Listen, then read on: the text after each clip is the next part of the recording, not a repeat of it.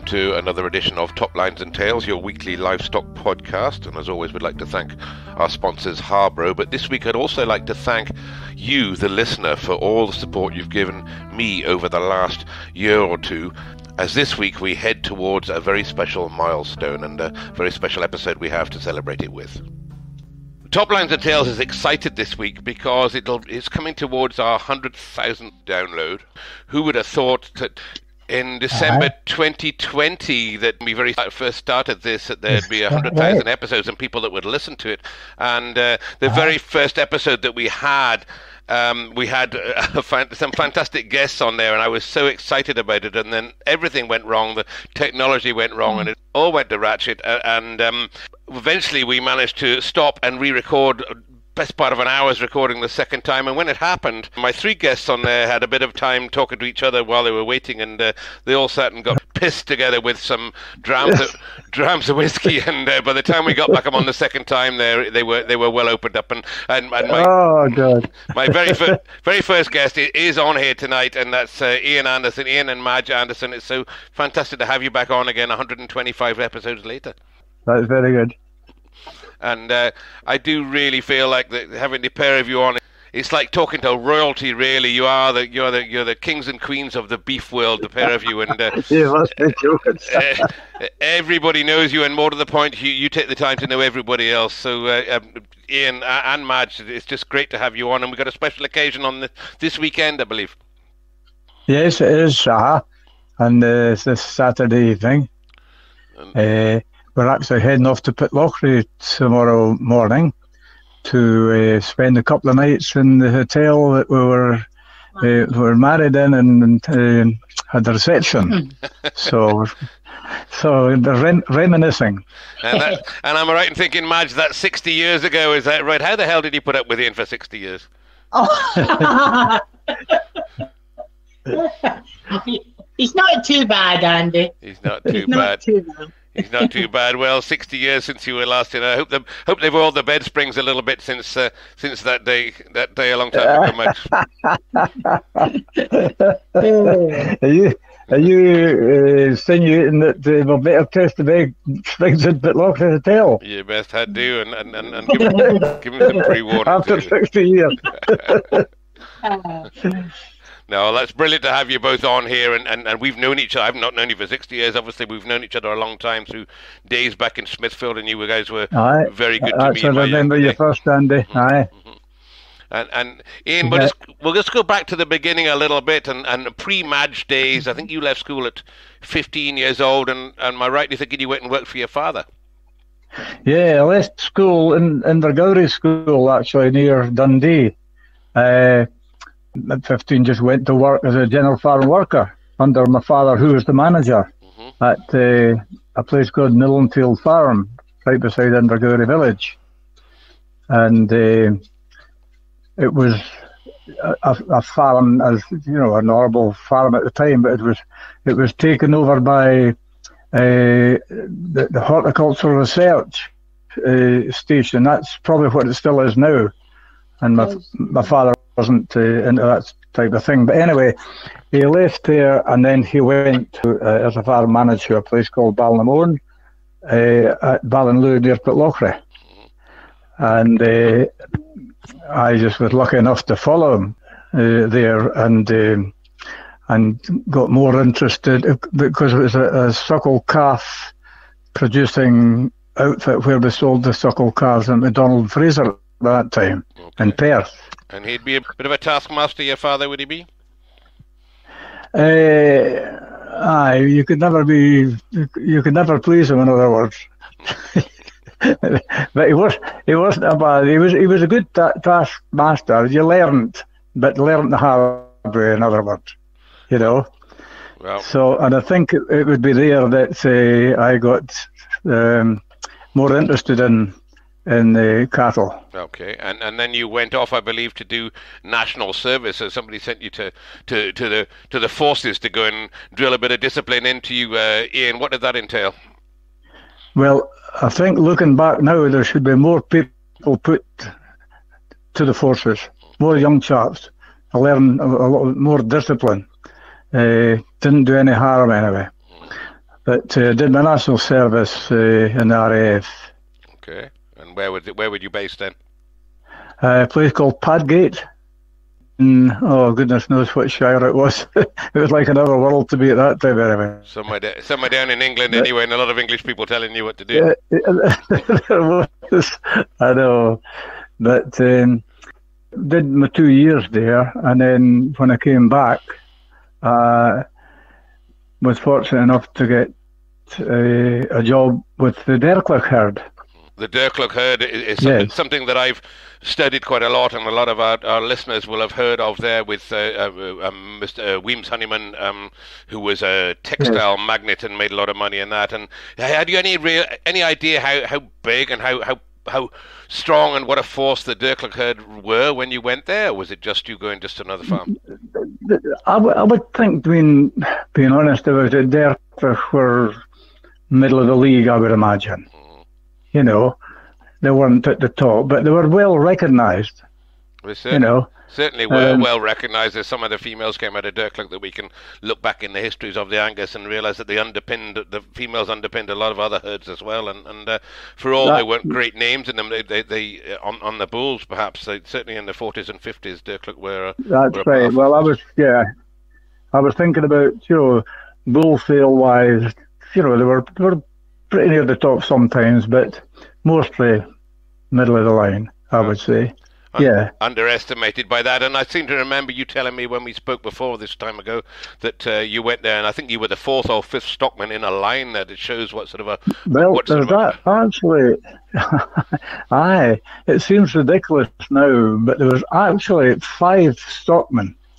There was the head stockman, there was a stockman on the cows, a stockman on the bulls, another stockman on the foster cows, would you imagine? Wow. And then myself at the bottom of the line as a general gopher. That's how it was at the time, and I don't know how they did it. I mean, nowadays they'd be trying to do the same work with probably 2 men. Mm-hmm. Yeah, indeed. And it wouldn't be a big herd either, the Derkloch. I don't think maybe not a big herd of Angus. No, I'd imagine there'll only be 150 cows maybe. And that's what it seems more ridiculous when I look back and think about all these stockmen, what they or we got to do every minute day. I just can't think about it. And you do more work. You do more work than some of the older ones as well. It'll be the young ones that got actually to do a bit harder work. And there must be some people sitting about smoking cigarettes. No, that is right, Andy. Yeah. I mean, the head stockman, who was the manager's son, by the way. All right. And he did a little or nothing. So he's not here with us now, and I probably wouldn't be able to say that. Who else was there with you, Ian, at Derkloch at the time? Was there anybody else of note? A chap called Sandy Booth, who went on to be manager of the weight performance station at Bucksburn in Aberdeenshire. Right. He was there as the bull man. His brother Hector Booth was in charge of the cows, and then another old guy that was there, I just forget now, that did the foster cows. It's just incredible, and I've been looking at the history and studied some of the history of the Angus and doing a bit more work in it again now. And yes, you're right. Some of those foster cows, there would be 2 foster cows to every bull in back in those days. Oh yeah. We'd go out there. I mean, some of the bulls had their own mother, a foster mother, another foster mother. And we're out there tying these foster cows up. A lot of them kickers, didn't want the bulls to suck. We tied them up about 5:30 in the morning. That was always the first job. Really? Stuck on the bull calves, and that was bulls that were being prepared for Perth. And of course, they were no more much younger than a year at the time. Well, just over a year when I went to Perth. There's been some talk since that the foster cows in the breed did the traditional breeds. I won't just point at the Angus, but did they breed a little bit of harm because the mothers didn't need to be milkers anymore because they got foster cows doing that job? Bred the milk right out of the cows. Yes. That's certainly right, Andy. Great idea, but in hindsight, probably not such a good one. And Ian, I know you're a sportsman. You were a sportsman then. You still love your sport to this day, but you played football. Madge, was he any good at football? Yeah, he was quite good at it, actually. I think he would have been picked for Scotland now. But I remember you telling me that you wanted to go and train for football on a weekend, and they needed you to train, and they wouldn't let you go because you got to stay there and muck out the bulls because the other guys didn't want to do it. Well, that's right, Andy, and that's true, because I thought when I left RAF and got a start with Derkler, that was sort of quite exciting for me at the time, just to learn some more about cattle. And after I was there a while, I thought, well, I'll be getting off to play on a Saturday afternoon, play football. The manager said, no, you can't do that, you're not getting off, because I had to work I would got every third weekend off. And also, when I think on it, I liked the training in the evening, one evening a week at Banlieue Football Club. In the winter time with the floodlights up and that for training. And I couldn't even get off to go to the training because when the bull stock man was doing the mash and the bulls at 8 o'clock at night, I had to go behind him when he's doing the mash and go into each pen after he'd mashed the bull, when the bull was up eating at the trough, to muck out any shit that was lying about and shake up the bedding, and that was every night. So therefore there's no way I could get away to do training. So so I suffered that. I liked it, to be quite honest. I liked working with the cattle, but the football got the better of me to finish up, and I think about 18 months or a couple of years or something, I decided that I'd had enough, and was fortunate enough to negotiate another situation, looking after a small 100-acre farm for a hotel proprietor at Blair Athol. And so that's what happened. I went up there and was there until I got married, actually. Okay. Yeah. And I really loved that job, because the hotel proprietor just left me to it, and so I gained a lot of experience working on my own there as well. Sure. The land was rented off Major Gordon, and when they knew that we were to be married, or I was to be married, and he sent his factor to have a word with me to see if I would be interested in going up to Invergarry in Inverness-shire to manage a wee place, again about 100-acre, with Highland cattle and cross Highland Shorthorn cattle. Okay.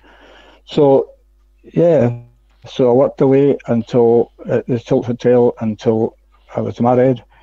I got married and then moved right up to Invergarry Home Farm. Well, Ian, or both of you, being as it's your 60th wedding anniversary, obviously it was a marriage that worked. And Madge, I want to ask you, what was it attracted you to this little guy with a lot of talk there that knew a bit about cattle there to become his husband? Where did you meet Ian? Where did we meet? Just locally, Andy, I would say, between the football. My brother played for the football club, and my father was a great ambassador for the club as well, so it was, it was just family. But and is that home to you, Madge? That Blair Athol area, is that where you're from then? Ballinlough, yeah, Pitlochry. That's where I'm. Ballinlough, because Madge lived in the village, but she worked in Pitlochry as a secretary. Clerk case for a solicitor firm. In Pitlochry. Not involved in agriculture at that time, Madge? Not really, no. Just when we went to Invergarry, of course I did then, because Ian was on his own, and I suppose I was on my own too at that point. And we just became a team at that time, and but Madge over the years has got more and more involved in cattle, can actually judge them now if it came to the bit, and but she's kept all the records and everything over the years too.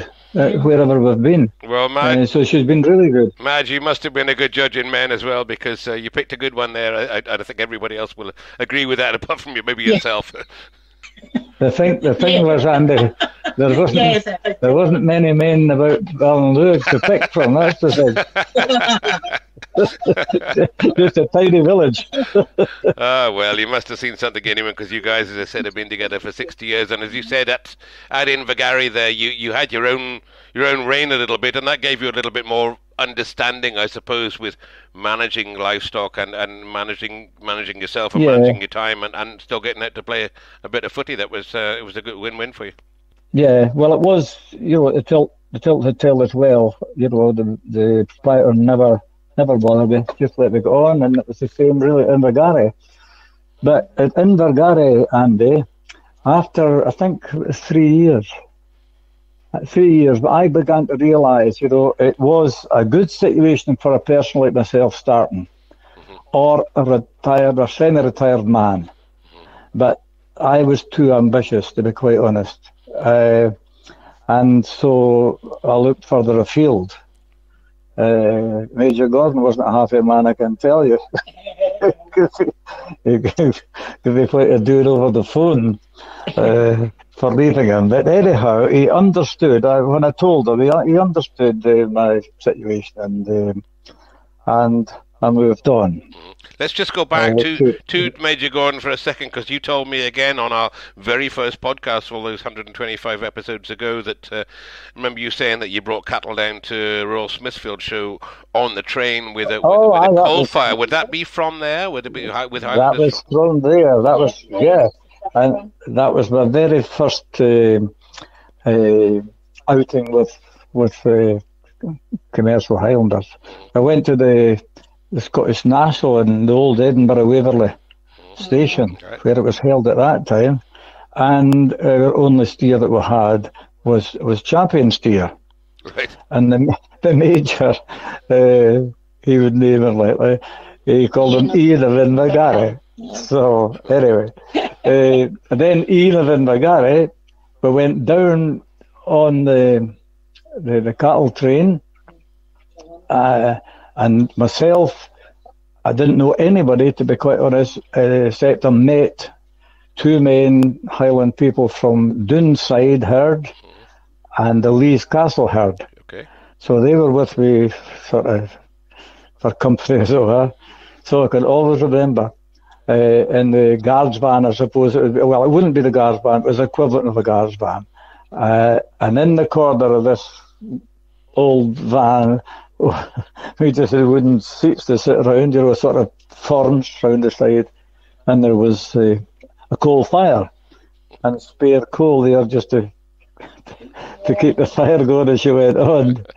So yeah, that was true, Andy. That's brilliant. And you say Doonside and Lees Castle, you're talking Doonside, obviously one of the top herds in the Angus of Lady Robert, or the Robert family. That's a fantastic family. And Lees Castle, again, as top as you could get within the Highlands. So they weren't just ordinary people. You're amongst some fairly prevalent people. You'd learn a lot from that, Ian, I guess, because you'd be going down there dressing cattle, maybe with Highlanders. You wouldn't maybe have that much experience when you went down. No, nothing. Nothing at all, Andy. That was, and just watching these guys, you just learned a lot. They were at the top of the tree at the time with the Highland cattle, right? And so watching them, you gain something every day. Yeah. And would that be Bill Shand's time? Would I be right with Doonside before Bill? Is it? No, it was a chap McKechnie. John McKechnie, his name was. Okay. But I don't know, that might have been after the chap that you're talking about. I don't know. When would we be talking? It would be the winter of '65. Okay, so because our first daughter was born in the summer of 65. Okay, and then you moved on, and you said you were being ambitious, and the job with Mrs. Walker came up in Ayrshire, and that would have been a big chance for you to take that one on. And it was, Andy, and I realise it was, and although I'll never know, but I would imagine it would be through Major Gordon that I would get that, because I remember finding that when I wrote to Mrs. Walker regards the Newark job, she wrote back and she said that she had a short lady of 16 and she was just about to, make her mind up. But she would still like me to go for an interview. So we went to Newark for the interview, and well, we just had to wait and see what happened. And of course, in these days, it was telegrams that you got.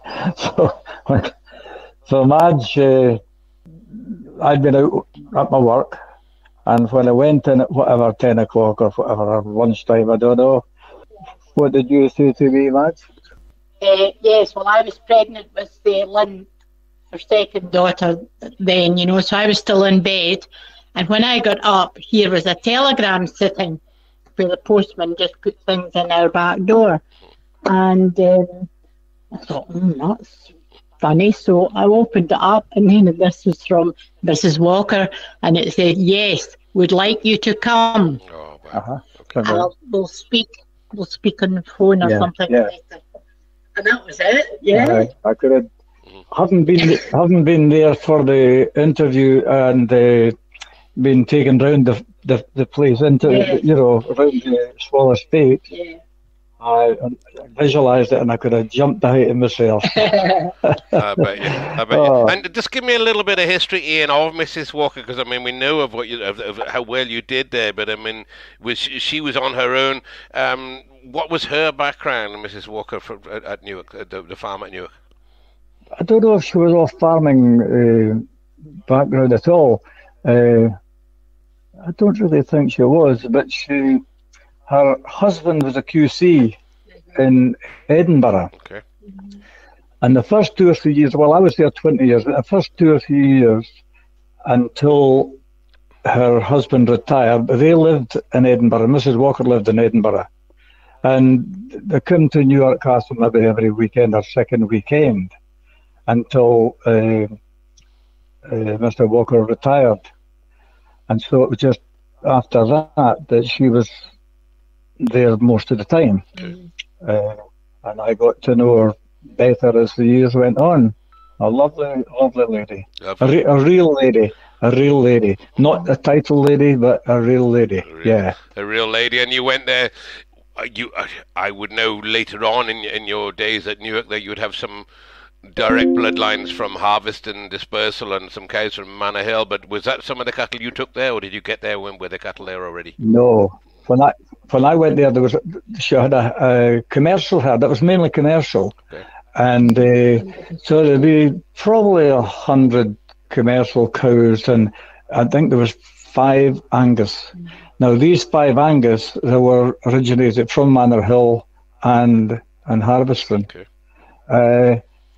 And she said to me that, I'm just thinking now what she said to me after I was there for a while. I was maybe getting too anxious on the Angus side. She says, well, I don't want too many Anguses, too expensive. but anyway, the years went on and she got more enthusiastic, just like myself, and got more into the Angus breed, and then eventually became the First Lady President of the Angus breed. Yeah. That's right. So that's how she changed, yeah. That's right, and as you said, in your 20 years there, I remember you saying to me you're one of the few herds left in the country when it got into the 70s and late 70s, that one of the few Angus herds that still never brought any Canadian blood. It was all good old-fashioned Angus, good cattle. Well, yeah, that's right. But to be quite honest now, she gave me my chance to say yea or nay, and she said to me, that all all going in for the occasions now. She didn't particularly like them, but if I wanted, I could have a few. Okay. And I said to Mrs. Walker, you're happy with what you're doing. I'm happy with the type of cattle that I like. And so, therefore, I would rather just stay with traditional breeds, traditional types, I should say. But you did. So, you brought a bull in, I think, from Ireland. I would say Ballycahare Pride, and Ballycahare Pride. Yeah. He went on and did extremely well for you. Your choice, I think, of buying that bull, and he went on. And what did he win? He was reserve at the Highland twice, I think. Mm-hmm. Yeah. In fact, well, he won his class 1 year anyway. I think he won 2 years in the trot. But anyway, 1 year he won, Andy, in a class of 20 aged bulls. Wow. Aged bulls? 20. Wow. That's a big class. 20 aged bulls. Mm-hmm. And it was the late Tom Bruce of Eastfield that was judging that day. And you think nowadays, no, folk wouldn't believe you, but that is actual truth. Well, yeah. That's a big class. I remember seeing it at the Yorkshire show last year when there was, I think, about 12 or 14 aged short-horn bulls, and you realise when you see classes that size of big bulls, the way it fills the ring there. So 20 aged bulls would be a hell of a sight there and a hell of a thing to win. Absolutely. Oh, yeah. And you went on from that same, I think that was 1977, would I say, and you went on that same year, and you had reserve champion best bull sales the same year, yeah? Reserve champion 77. And then we had the champion in 85. Okay. Now, the supreme champion in 85 was the only bull catalogued with no Canadian blood. Okay. The only Angus bull catalogued with no Canadian blood when he was champion. And although he was a senior bull, right enough, he was the heaviest weight gain bull in the show. And his name was Emlyn of Newark. Is that one? But you're doing, Madge. Where do we get the name Emlyn? That sounds Welsh. Out of Emily of. Oh, East Navy, yeah. Yes, East Navy. Emily of East Navy. It was a heifer that I bought from East Navy. Okay. And I bought her privately. Yeah. Okay. So that was the way to her. Okay. And we step back just a year, step back a couple of years. You had a bull, Proud Infidel of West Drums, obviously from Smithy, which you shared with Mary Smallwood down in Mary down in Devon somewhere. Yeah. That was a very well travelled bull, if I remember. He won a lot of shows as well. Yeah. Yeah. He knew where he was going when he was going on the wagon to head south or on the wagon to head north again. Oh, a great nature bull he was too. And Mary was some character as well. Mary Smallwood, rather than Mrs. Walker. Oh, I'll never see the likes again. No. Never forget. And she was a character, and her and Mrs. Walker were tremendous friends over the years, but they were in a way completely different types. Yeah. Mary liked her drams, as you probably know. I do. And the likes, just imagine, she always came up to Ayr Show. And Madge and I always had a few folk back at the house for a party after Ayr Show. And the toffs, as I would call them, they would have a party at the castle. Mrs. Walker and her friends. But Mary was always with us. And we'd get the phone call. Is Mary still there yet?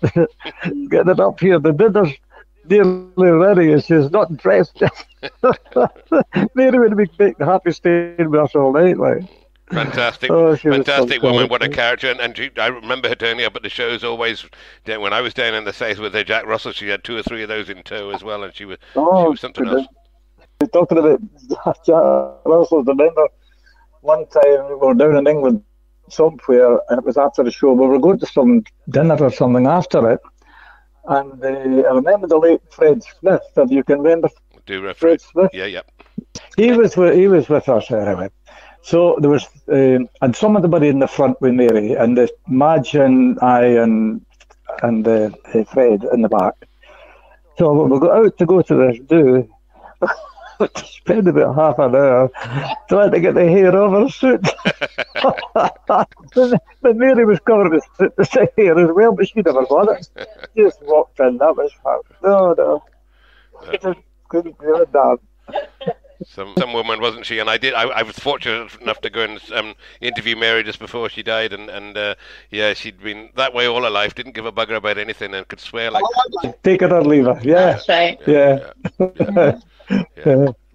Brilliant times. And Ian, you moved on then to the herd at Newark were dispersed in 1985, and then you got a golden opportunity really to be taken on again, I would imagine, through interviews by Robert Montague to go to Rushmore Farms.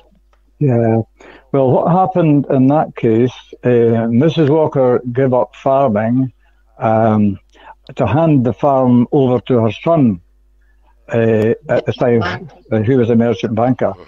He knew nothing about farming, but and it was for capital gains tax reasons at the time.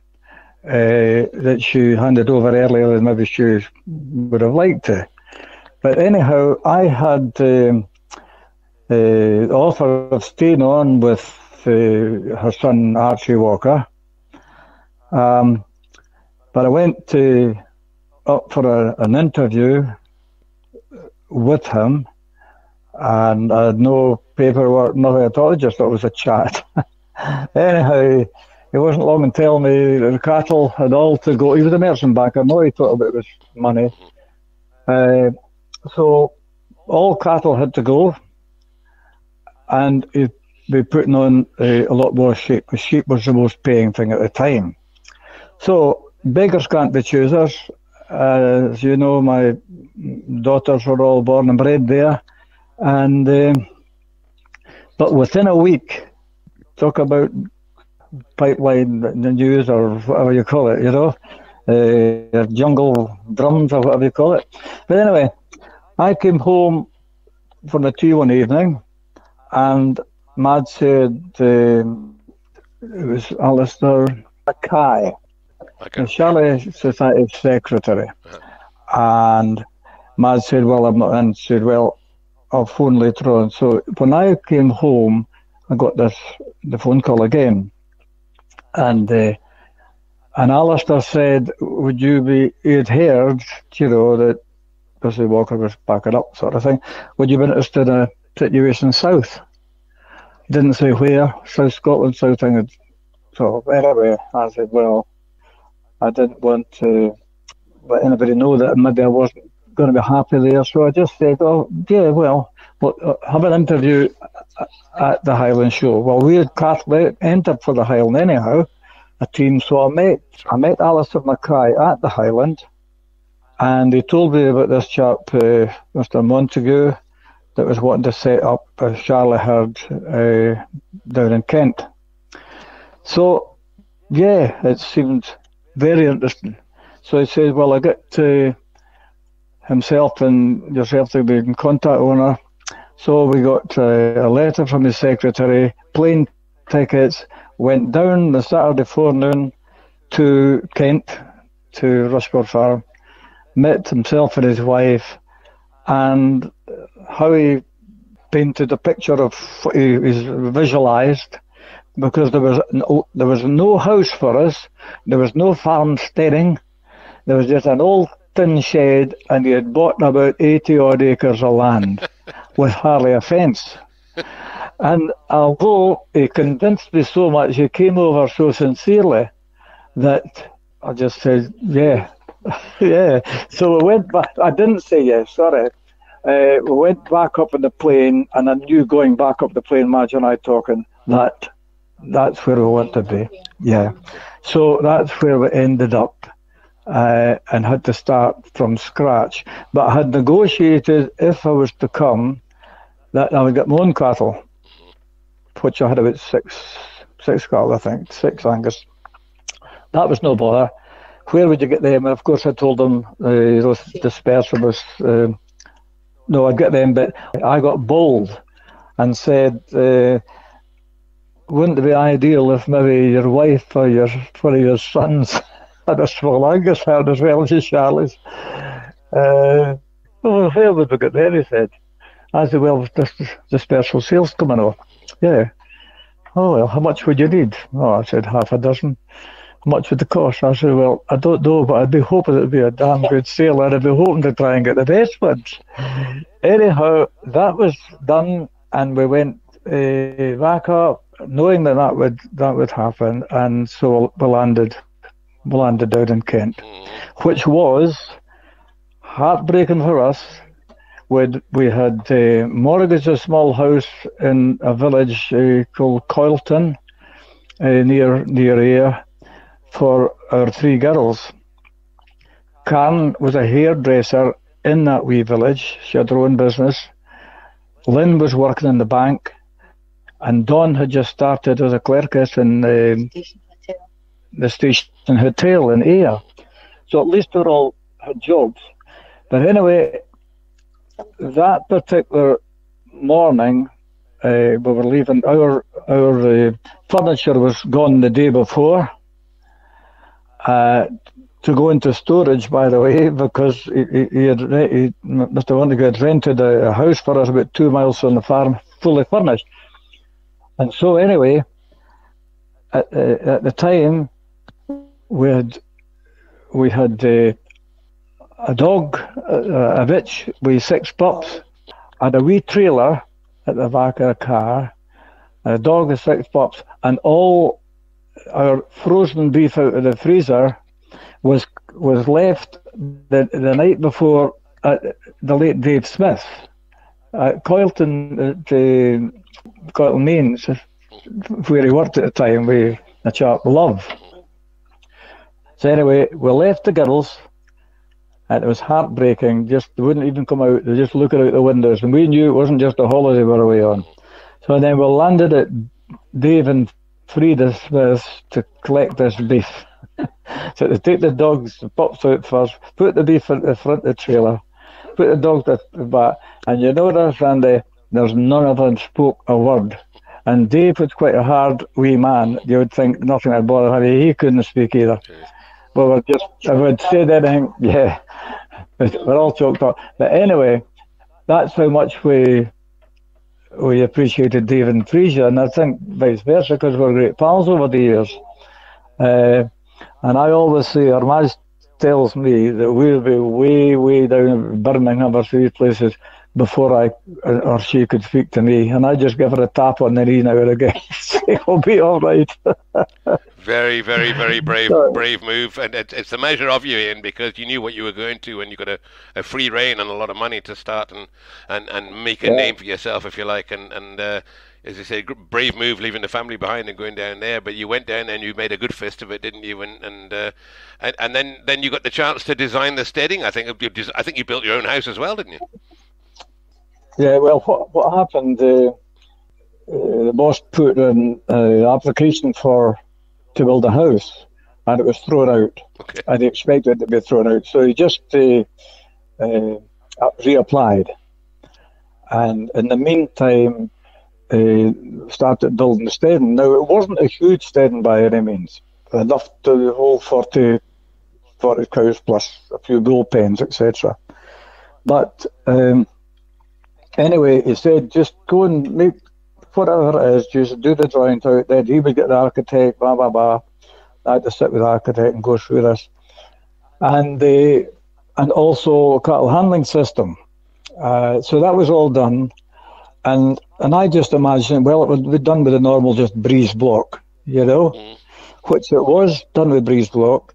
But after it was built, the boss got the builders to build 3 small, I call them dikes, but walls, the wee walls, 3 wee walls with different types of brick, different patterns of brick. And so he chose the breeze brick walls was all done with a skin of brick, fancy brick. So that was all done. And then eventually 2 years later got the permission to put the house up, and it was done in exactly the same. And it was just about, maybe 50, 60 yards from the farm building. Brilliant. Built a wee office and everything, and so it was very smart. Brilliant. Yeah. So you were there renting for a while, but then they built the house. They said to move into a place. It's everybody. The youngsters listen. A lot of youngsters listen to this podcast, and to have the opportunity to get a telephone from somebody and say, right, I want to start a herd, and I want to start a steading, and I want to build a house, and to have the opportunity to do the whole of that thing was pretty much a free rein by the sound of it, Ian. And then you got the chance to, probably the best chance, or your favourite chance maybe, is to choose the stockman that you took with you, and you chose well. The first thing I did have was the Angus cattle down, of course, my own plus the ones I bought for the estate, and then my next task was to find Charlies, which was to be the main thing. So I went with Jack Young one time and Ian Thompson another time to view different herds. And this particular with Jack Young, and that was what's now Roburn, and that was Roxburgh Mains. Okay. And it was just a small herd, and there were about 15 maybe or 16. Half of them were polled, so I purchased the whole lot because I knew polls were being talked about at the time. I thought, well, maybe better have a few. So that was one herd, a small herd anyway, I bought. And then the next time I went away and looked at a few roundabout with Ian Thompson. And eventually we landed at Culverham. Tommy Hanley was the man's name. He's probably dead and gone now. But so I bought all of his, and that was about 14, I think. And that was cows plus 2-year-olds, young yearling heifers, etc. So that was where we started. And then after that, we went to some of the special sales. Mead, I remember being at Mead, and some of these other sales. So we picked up a few roundabouts, after that. You wouldn't be experienced in the Charolais at that time. Obviously, you'd have known.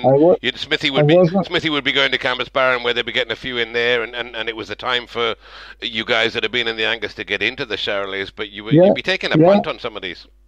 Yeah, it was. You'd to learn fast, in other words. But I always think if you know one cattle beast or breed, they're all basically much the same. That's the way that I see it, And it was the same with the Highlanders, and we had the Shorthorns as well at Newark, And I just took to the ball equally, And you would be in a time where there were one or two wealthies. I mean, it had happened back through the 50s and the 60s, where the moneyed gentlemen in the south with other businesses putting their money into agriculture, maybe for different reasons they did in the 50s, but there would be others. There would be Baggrave starting up there. There would be Shadwell, of course, was started by the Arabs, and you guys had all been much in the same time, all picking up the same animals to start. In MacDonald was at Baggrave, and you guys are probably bidding against each other to put these herds together, roughly around about the same time in that middle 80s.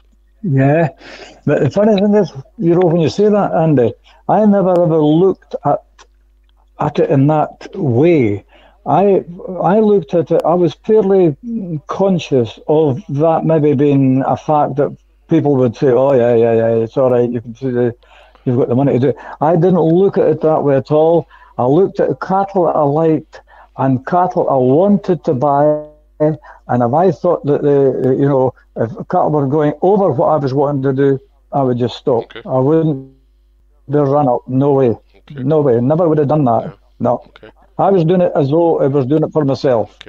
Because I still had to, report back, in other words, and I would never try and make a fool of myself. I never would do that. Sure, but you'd fall on your sword if you didn't get them right, and I understand that. But you, as you said, you took your own herd, your Dullcrest herd of Angus down there, and let's just go on to those in a second. Your Dullcrest herd, you'd started a while ago, I think, with Joanna Erica, and you'd had a reasonably good herd under your belt as well. Yeah, I said, I didn't have my own cattle before. Mrs. Walker gifted me 2 heifers. Right. And it just, went on from there. But when I went to Mr. Montague's at Rushmore, Mrs. Walker also gifted me a heifer that had lost her calf. And she said, no, I don't want to put it into the sale. I'm going to give you that heifer and some semen.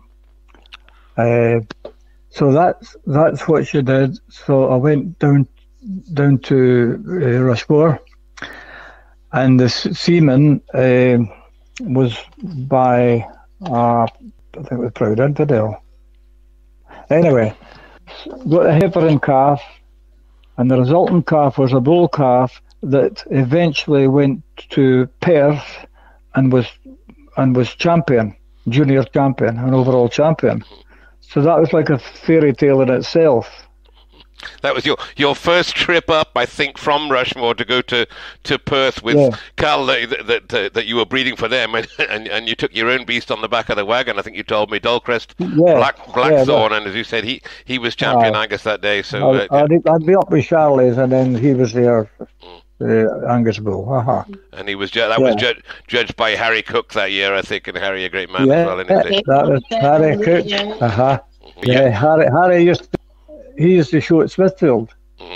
Harry Cook as well. And Harry Cook, grandfather, of course, of Mike Alford, who's great. That's show. Right. Nowadays, who's well up in the lineage. Yeah. He's up in everything these days. But you had a great run at Rushmore, didn't you? You were there, I don't know how long you were there, but you had Highlanders there as well, didn't you? And didn't you break the breed record with the Highlanders from Rushmore? I think everywhere. Yeah, the champion Highlander at the old market in Oban. And so anyway, he was champion.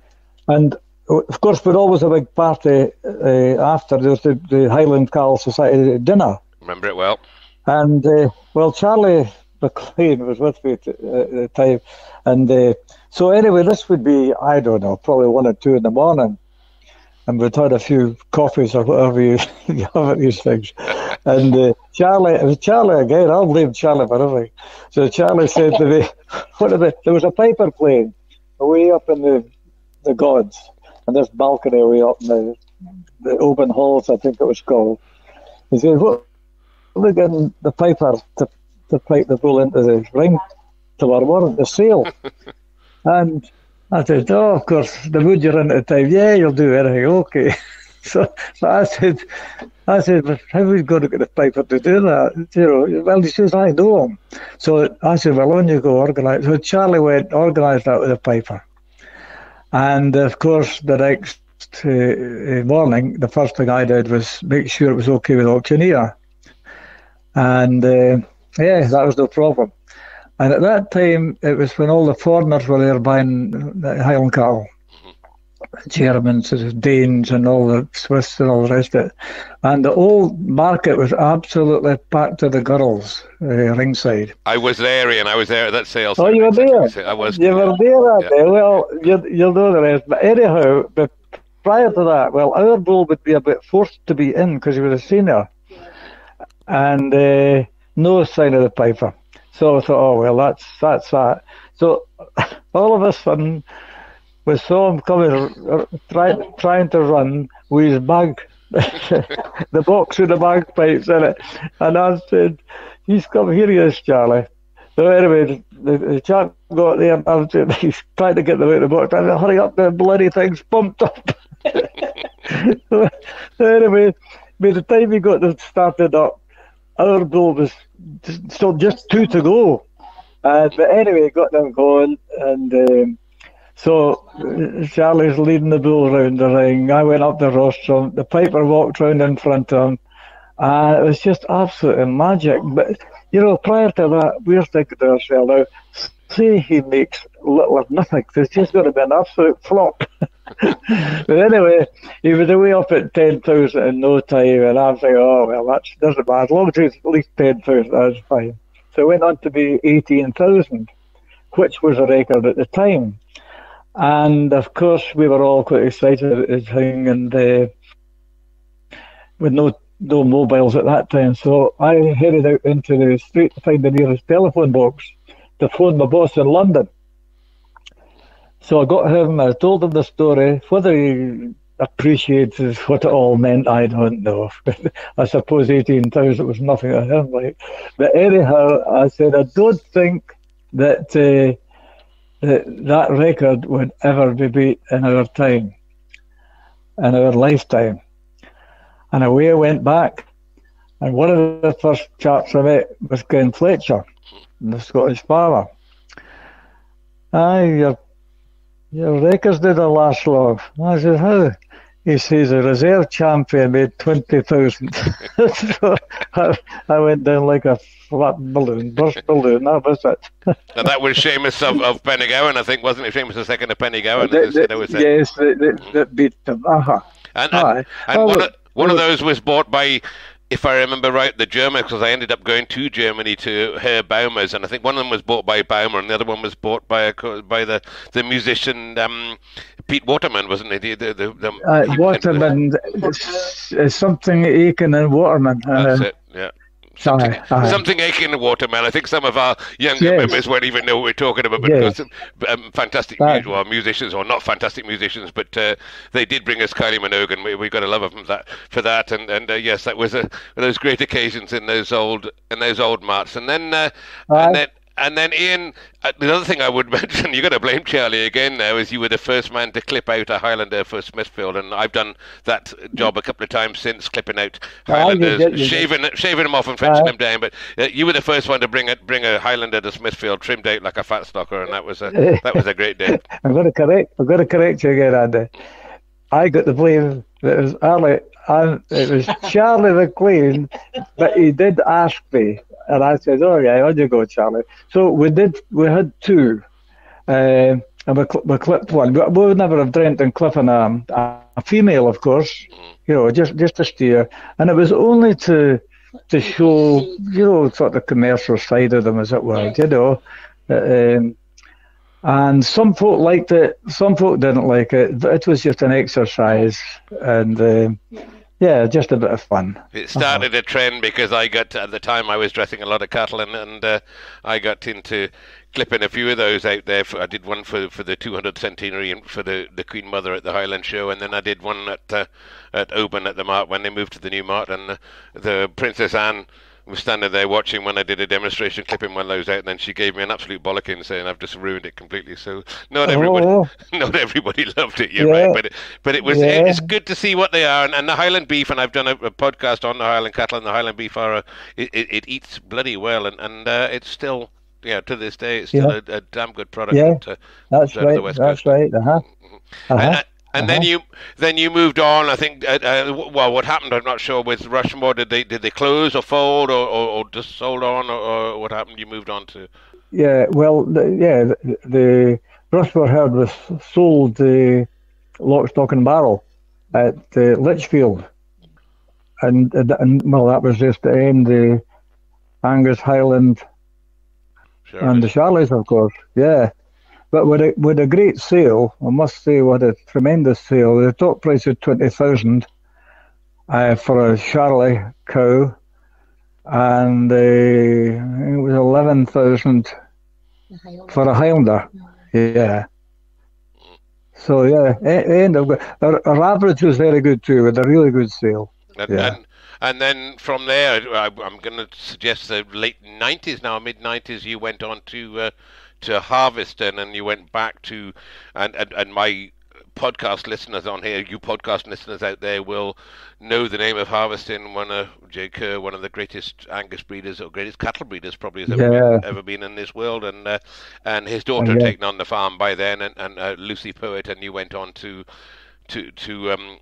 manage a herd, or set up a herd for her, but she wasn't interested in having Angus cattle that her father had. Well, that was his granddaughter. His granddaughter, I beg your pardon. Yeah. Granddaughter, yes, And she wasn't interested in having Angus cattle because of what Ernest Kerr had done in his lifetime, so she went in for Charolais. Yeah, she knew she couldn't emulate her grandfather. So So she just decided that she wanted Charlie's. And again, I was a fortunate person in a way, because I was at an age where most people wouldn't want to know you. But it was through a great friend, auctioneer Jack Young, who had been in, the poets had asked him if they knew of a man to do that job. And Jack mentioned to me, and and I was obviously looking for something at the time to keep them going until they retired, as it were. And so that was it. But Harveston, an old-fashioned estate, but a lovely estate, been one of the great estates in its day. It was pretty rough, to be quite honest, when we went there. And I hate roughness, so I managed to get everything tidied up and to the way we wanted, and give the poets a due. We got bullpens made the same way as I'd had them made at Rushmore, and so everything went fine, and I was never bothered, The poets never bothered me. Just long things were going, that was fine. Yeah. Okay, good. And you had a house there, and a little bird tells me that you are very interested in your gardening. And Madge, that's probably you rather than Ian, but both of you love your gardening. And you had a garden in the cottage there, and that somebody took interest in. When we retired, we bought this piece of land. Actually, it was just like a quagmire. But anyhow, we've got the bungalow, and we gradually got that was 21 years ago, so gradually got the garden into shape, and we're quite proud of it now. I'm never out of work, because my boss just sits on a seat and tells me to do this, to do that. Hear her right there in the back. We share it. I can hear her right there in the background, but Lynn tells me that when you were at Harveston, you had a lovely garden there, and somebody walked by and said that'd be a nice place for a wedding, so you ended up letting them have a wedding in your garden. Is that right? Yeah, that's right. That's right. Well, when you say that, Andy, that house that we went to, it needed done to it, which they did, to make it a kind of what would I kind of liked. There was literally no garden, but being what we are, we have to have everything nice, tidy, and we made it a lovely garden. And then there's this couple who lived just along the road, wondered if they could have their wedding in the garden. And of course, I had to tell it wasn't my house, but anyway, asked permission, and they had the wedding in the garden. The minister and all the rest of it, and their guests. So that was good. And then we had another a letter, actually, that Madge will still have it somewhere. This was from another was it a lady? Yeah. Until the cookery. So tell Andy what she said. She sent the letter, and she said, if you're ever going to sell your house, would you mind if we were first in the queue, I suppose, and I was like, it's not our house, but they liked it so much. Well, that signifies somebody that works hard, and I run a garden. And among other things, and there's a lot of hard work in a garden, but it keeps you busy and keeps you going, doesn't it? It does. But you do. You do spend a bit of your time watching and enjoying the sport as well. And I'm told you're a Manchester United supporter. I'm not quite sure how that'll go down with all of our customers there, but you enjoy your sport. The both of you, I think, you enjoy your football. We do. Yeah. Madge has been the Manchester ground 3 times, I think. I've been there once, and I think the reason that we are Man United supporters probably because way back to Sir Alex Ferguson time, being a Scotsman and did so well. So. Aberdonian, yeah. But that's how it would be, yeah. Okay. Yeah. Okay. Well, Good with that. As I said, you enjoy that, and the pair of you have been good breeders yourself, and you've bred 3 lovely daughters, and all very attractive daughters too. And then your grandson, you've got a few grandchildren, I'm sure, but your grandson Stuart, he's now the kiddie on the ground, I think, and a carpenter by trade, I think, but he's a man that's at the forefront of the cattle job right now. Aye, he's getting right into it. It took him a wee while when he was a teenager to get into it. He wasn't getting into it probably quick enough for his dad. But anyway, he wasn't forced. He's gradually come into it in his own steam, as it were. And in fact, he now has, of course, the commercial cattle that he's showing are his father's, but he now has 2 or 3 pedigree limbs of his own. Yes. And he's got his partner, who's a vet, a local vet. She is also very, very keen, and she can show them damn near as good as what Lynn could in her heyday. Yeah. Okay. So that's pleasing us as well. Well, it's brilliant. They got great advice, and as you said, Lynn showing them in their heyday, and all these people, not everybody, but I think we have 3,000 or 4,000 people listen to this podcast, and when a lot of these people have been interviewed, and people I've had on this podcast been interviewed, saying that one of the best beasts we would have seen would be Dancing Queen, that came from Hugh and Lynn Dunlop, and back in the day when they'd won Smithfield 3 times, and the very last Smithfield in London, and everybody says for the best beast they've ever seen. I think I'm up there with that one as well, and that was a good day, and a damn good kissed party afterwards there. I can remember that one. It was, Andy, I can remember you yourself, Andy, up on the top of the table singing. I forget what it was. It was good anyway, Andy. Absolutely great times. I was on the door at that kiss party there. It was I was with the late Donald Bigger, who said, well, we got the security coming in trying to throw us out, and I was left the man in the middle to try and stop the security throwing 200 Scotsmen out of London without a fight, and I managed to do that commendably well.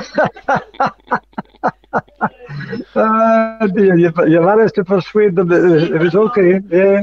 It was okay for a while, and I mentioned the late Donald Bigger. I'm going to be talking to Donald's sons in a couple of weeks, and another great man that was involved in the job. And well, I've got to congratulate you, as I said at the start of this recording, that on your 60 years married, and so the actual date will be on the day that this recording goes out there. So that's just fantastic. All right. Fantastic to speak to the pair of you, and a great party you've got going there. And I know you two are party people because I've been in your company many times, and generally you're the last one. The pair of you are the last ones to leave a party. First one's there and the last ones to leave, and always enjoying a good thrash. I hope we'll be here for a wee while yet. I hope so. Yeah. And Lynn tells me to remind you that when she was, her and her 2 sisters were wee bairns when you were out there with your Newark cattle there at every show, and they're patiently waiting for you to come out of the beer tent, sitting on the kiss, waiting for you to come out. Yeah. 3 of them sitting on the kiss. Yeah. Oh yeah, that would be with our colleagues, and but when you look back, Andy, you wouldn't dare do it now. But that time, for some reason, we took great risks, to go and drive. Everybody did it. Go and drive home, and but anyway, we were maybe lucky. We were naughty, but we were lucky.